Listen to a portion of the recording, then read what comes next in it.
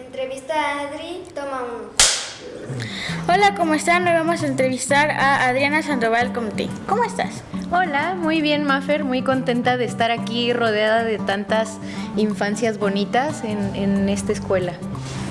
Bueno, empezamos con las preguntas. ¿De dónde eres y dónde vives? Yo soy de Aguascalientes, al centro de México, y ahorita vivo, desde hace más de 10 años en Coatepec, Veracruz. Ok. ¿Cómo eras de chiquita? Pues era una niña muy curiosa, muy preguntona. Me gustaba mucho caminar con mis abuelos, con mi papá y estarles preguntando el por qué. ¿Por qué esto? ¿Ese árbol qué es? Siempre me recuerdo como muy juguetona. Jugaba mucho a las grandes expediciones y aventuras con mis primos. Entonces creo que parte de cómo me recuerdo es como muy preguntona y muy curiosa. ¿Cómo nació tu interés hacia los anfibios?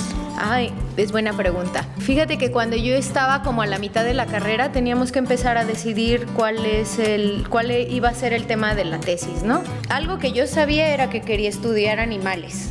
Primero pensaba que me gustaban mucho los insectos, entonces empecé a platicar mucho con un profesor de la universidad que trabajaba con insectos, pero como que no me llamaba tanto la atención. Después conocí a un investigador que trabajaba con una rana, que es la que les traje a compartir de ese libro, que es una ranita de madriguera, con la que pude trabajar durante la licenciatura, y entonces pues desde ahí, como en 2007, empecé como a trabajar con los anfibios. ¿Nos contarías algo muy importante de tu crecimiento?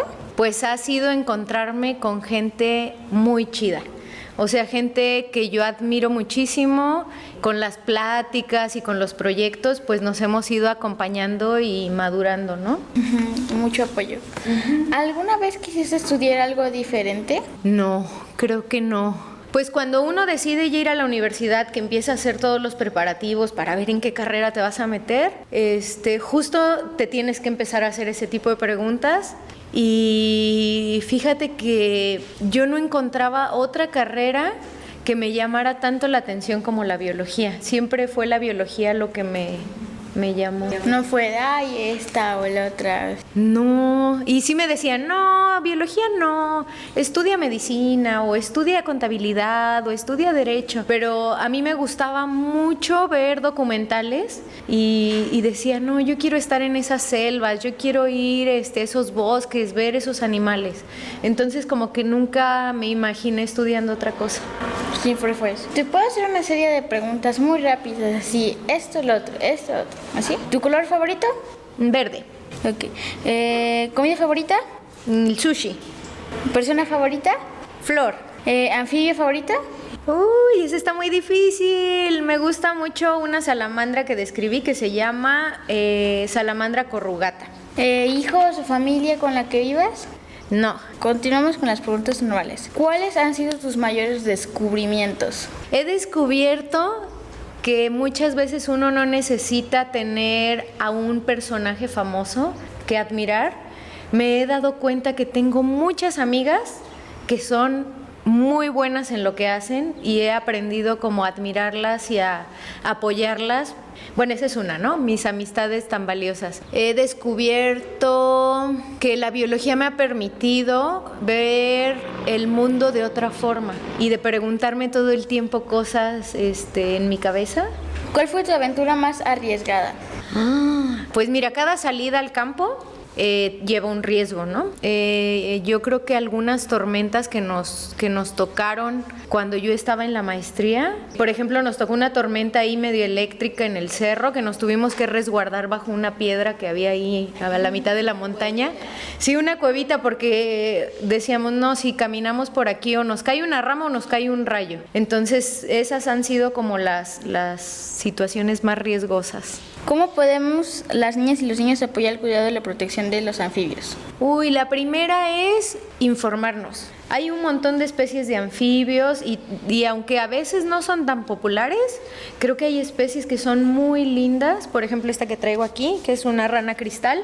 Es una de las ranas que es muy vistosa, que ayuda a llamar la atención de los niños. Entonces, cuando los niños saben que hay otras especies de anfibios, empiezan a buscar y conocerlos y saber que no son venenosos, que no nos van a hacer ningún daño, que nos ayudan a controlar a las plagas, y eso puede hacer que los niños sean también como unos portavoces, los niños y las niñas portavoces del cuidado de nuestros animales y en este caso de los anfibios. Ok, eso es muy interesante. Traje unos libros. Esta es una de las ranas con las que empecé a trabajar los anfibios. Esta la trabajé durante la licenciatura en biología. Es una rana bien curiosa porque pertenece a una familia de ranas arborícolas, pero a lo largo de su evolución ha ido perdiendo como características de las ranas arborícolas. Las arborícolas son las que trepan a árboles y así, y que tienen en sus manitas unos discos que les ayudan a trepar. Esta ya no los tiene. Los tiene muy vestigiales, son más bien puntiagudos, y esta es una rana cavadora. Entonces se mete a una madriguera que puede ser muy profunda, vive pues en sitios muy áridos, ¿no? Entonces necesita resguardarse cuando hace mucho calor o no hay humedad, y con su cabeza tapa la madriguera. Entonces cuando caen las lluvias y quiere comer y eso, se asoma y ahí espera para cazarse un mosquito, una mosca, etcétera. Entonces este fue como mi primer anfibio con el que trabajé. Este otro libro me gusta mucho porque es muy artístico. También dentro de la ciencia luego nos apoyamos mucho del arte. Mira, trae datos muy curiosos, muy lindos de divulgación. Esta es una rana planeadora, le dicen rana voladora de Wallace. Y esta vive en las copas de los árboles, creo que es de Indonesia, me parece, no estoy muy segura. Pero bueno, vive en las copas de los árboles y lo que hace es que brinca, abre sus manos y patas y tiene mucha membrana. Esa membrana que tiene entre los dedos le ayuda a planear, entonces alcanzan mucha más distancia al planear. Entonces estas son ranitas dardo que viven en la Amazonía, que esas sí son venenosas. Acá en México no tenemos venenosas. Y bueno, así mira, esta es la rana que traigo yo aquí. Este es un regalo que me hizo Rodrigo del Jardín de las Esculturas. Y este es otro libro igual de anfibios, que también es de divulgación, que está muy lindo, con el que luego pues me apoyo para talleres y así, para explicar algunas cositas. Mira qué cosa más linda. ¿Esos son los huevos de rana? Sí, estos son unos huevitos de una rana. Y aquí están como las etapas en las que puedes encontrar algunos anfibios que se reproducen por este modo que es acuático. ¿Qué le dirías a las niñas y a los niños que quieren ser científicos? Pues que hace falta mucha gente con visiones diferentes, que hay mucho por descubrir. Tan solo en el mundo de los anfibios se descubren cada año más de 180 especies. En el mundo es un grupo que tiene mucho que darnos, o sea, todavía hay mucha investigación con este grupo, que tengan hobbies, que se fomenten en el arte, en la música, en la comunicación, que exploren otras herramientas y que entonces con esas herramientas enriquezcan sus investigaciones. Que yo sepa, tú descubriste una salamandra y reencontraste una. ¿Nos podrías platicar algo sobre eso? Pues mira, y fue justo creo que después de esa tormenta que te platicaba muy peligrosa, fuimos a un bosque ahí cerca de Coatepec, un bosque que ya hemos trabajado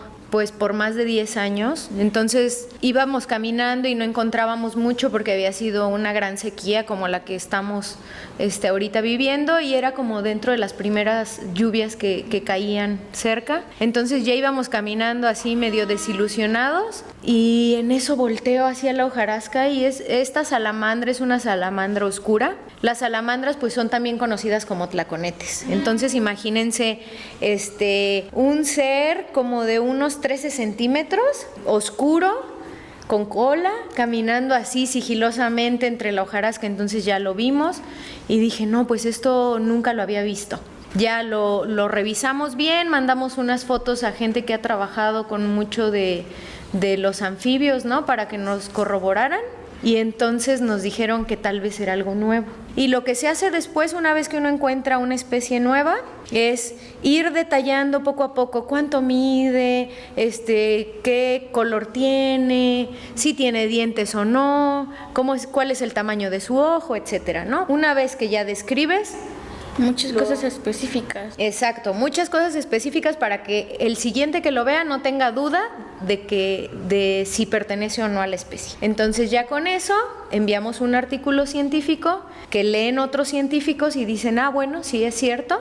Y así es como se describe una especie. ¿Habías visto una especie extinguida? Para declarar una especie extinta en algún lugar, lo que tiene que pasar es que o se acabe el lugar, que quede devastado, o que ya no se vuelva a ver en muchos años una especie. Pero eso es difícil, ¿no? Porque ¿cuánto tiempo es muchos años? Normalmente son 40, 50 años. Entonces nosotros encontramos una especie que no se había reportado en Jalapa desde hace más de 100 años. Y la encontramos ahí en el Santuario Bosque de Niebla, una zona pues muy linda. Es un área protegida, es un pulmón para Jalapa y Coatepec, en donde habitan un montón de especies, no nada más anfibios. Ahí hay 3 especies de anfibios hasta ahora, incluida esta especie que no habíamos visto, que es una salamandra de cola larga, y también un montón de mariposas, de mamíferos y así, ¿no?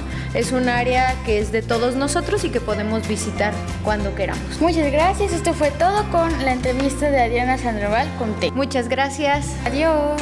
Súper chido.